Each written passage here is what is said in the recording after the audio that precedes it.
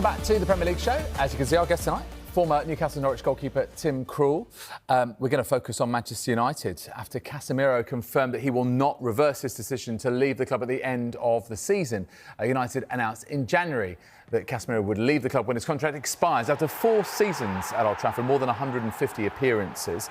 And the reason this has sort of resurfaced is because he's spoken recently, Casemiro, after Brazil's 2-1 defeat by France last night in an international friendly. This is what he had to say. "I'm still enjoying it a lot in Manchester.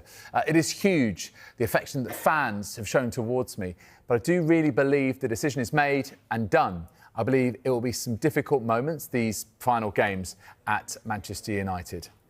OK, let's get Tim's thoughts on Casemiro. I mean, obviously, you know, his time at Real Madrid before he came to Manchester United, all of that experience.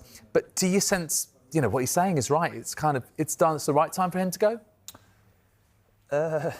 I think I was quite surprised when the announcement came in January. Yeah. There was so much football still to play for. So I always find it a bit difficult when managers do this in January or players come out leaving. I don't understand why he did it in Jan, but that's his decision. Ultimately, what a player, again, at Real Madrid. So much success, so many Champions League trophies. And to be fair, at United, he's had a rougher roller coaster ride, but he won a trophy. And also, what you forget is the impact he will have on the new generation, the younger players like Mainu, because these kind of players will take so much of this experience, and I'm sure he'll be one of those mentors that will look after this kind of young players coming through. Do you think that that's, I suppose, an underrated success metric for Casemiro? Look, he's won 2 trophies in a United shirt, so, you know, some people would say probably not been the success that United fans would have hoped, given what he achieved at Real Madrid. It's obviously hard to compare to that incredible midfielder he was part of with Toni Kroos and Luka Modric. But, you know, the fact that he could provide that mentorship,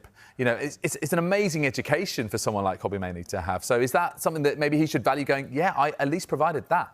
Oh, 100%. And I think with data coming into the game, I think the whole experience side of football is being undervalued, in my opinion. Yeah. I think the core of these kind of players who create that culture around the training ground, have that respect that he ousts quality. And I think when a player like that comes into a changing room, he will have the changing room's respect. And again, for the new generation to see players like him putting in the performances like he has, obviously not the level that he did at Madrid, but yeah, I think it's very undervalued that, and I think he has been a success. And also, given the fact that United, for a large part, have struggled over the course of the last few seasons that he's been there, so leadership qualities as well that he provides. So, OK, United moving on from Casemiro, do they need to sign 2 central midfielders this season?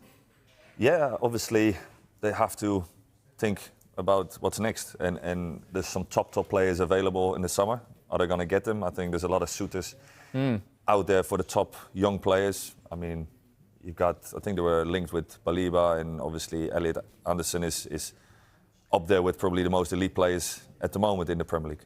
Talk to me about Anderson. I mean, you know, it's all right playing for Newcastle and for Forest, but what about playing for Manchester United? There's a little bit more weight when you're wearing that shirt, surely. I love watching him play. I think Newcastle were devastated to see him go. A local lad like that, Eddie Howe knew that he would be in the England squad sooner than later. So yeah, again, and he's produced it. I think he went another level at Forest. I think the stats show up that he's in the top 5, if not top 3. Yeah. Top midfielders in the league at the moment. So yeah, I do think he's ready for another step. United. I think also it's be interesting to see what kind of summer he has. Can you see him starting alongside Declan Rice for England in the World Cup? Yeah, I think I love what Tuchel is doing with England. I think that he's got so many top players to choose from, and I think the way the culture is building at the moment, his way or the highway. And I think there's a lot of players who are individually amazing, but they need to fit in that kind of team culture. And Elliot Anderson, I think the levels he produced this season, he's definitely up there that he will make a good stake to be on that plane. Let's talk about another midfielder who, in fact, scored against Northern Ireland in the playoff semi-final last night, and that's Sandro Tonali. Yes, another Newcastle player. Sorry to keep mentioning them, but they're obviously of real interest to many clubs. Tonali in particular, because he's of interest to Arsenal too. How good a fit would he be? Yeah, I think, again, Italian international. I think he scored for Italy yesterday. Top player for Newcastle.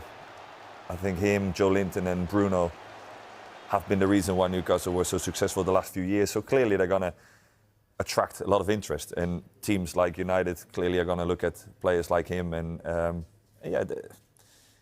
understandably, the agents will be chucking the names in the press. And it shows the quality of players that Newcastle have now, that they're being linked with these top teams. Yeah, absolutely right. And I think, we'll see about what impact that might have on Newcastle.